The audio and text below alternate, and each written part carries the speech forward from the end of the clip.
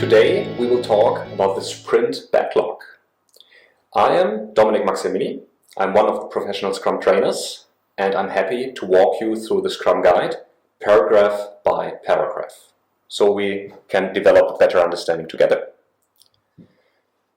The Scrum Guide starts with the Sprint Backlog is the set of product backlog items selected for the sprint, plus a plan for delivering the product increment and realizing the sprint goal.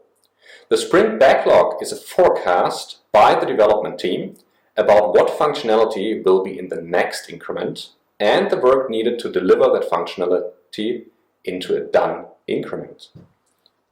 So what does this mean? Well, the set of product backlog items selected for the sprint, that means whatever we chose during the sprint planning meeting. In our case, it's the yellow post-its. You can see our product backlog items. And the plan for delivering the product increment and realizing the sprint goal is very often described as tasks. Well, the Scrum Guide obviously doesn't say tasks, it says a plan, it says work, but most teams I meet usually call these things tasks. So I do this as well. And that means if we do all the pink stuff, we will finish the yellow stuff. So here's our great plan. And you heard it's about the sprint goal. So of course we should add the sprint goal here as well. It's important. We always should have it visible. First paragraph. Let's get back to the Scrum Guide. It continues by saying the Sprint Backlog makes visible all the work that the development team identifies as necessary to meet the sprint goal. To ensure continuous improvement, it includes at least one high priority process improvement identified in the previous retrospective meeting. So this means two things. The first is all work is in the Sprint Backlog. And we do have a process improvement we chose during the retrospective. The Sprint Backlog is a plan with enough detail that changes in progress can be understood in the daily Scrum. The development team modifies the Sprint Backlog throughout the sprint, and the Sprint Backlog emerges during the sprint.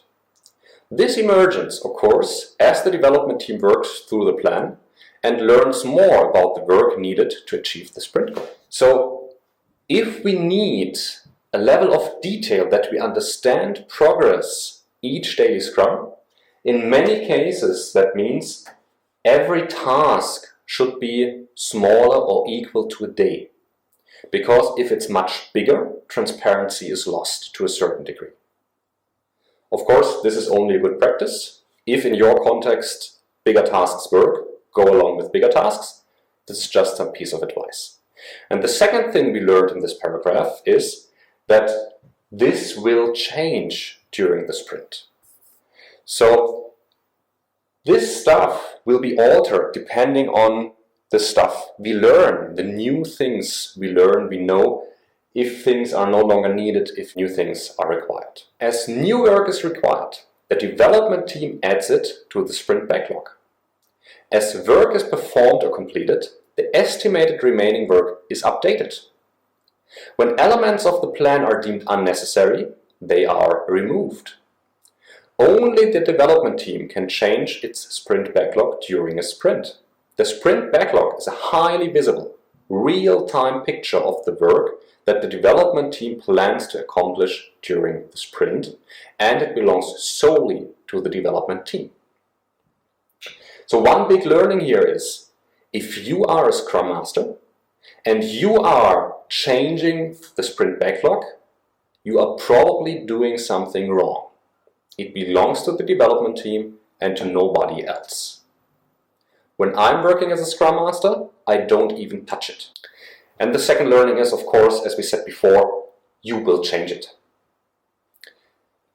Last paragraph about monitoring sprint progress in the Scrum Guide says, at any point in time in the sprint, the total work remaining in the sprint backlog can be summed.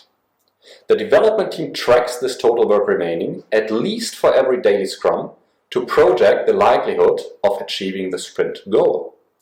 By tracking the remaining work throughout the sprint, the development team can manage its progress. That means, effectively, at any point in time, each member of the development team must be able to answer the question, will we meet the sprint goal?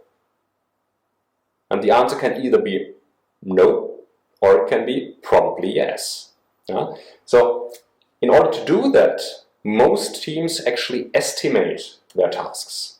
I've seen them estimated in hours, I've seen them estimated in quarter days or half days, but I also know teams who just count the number of tasks.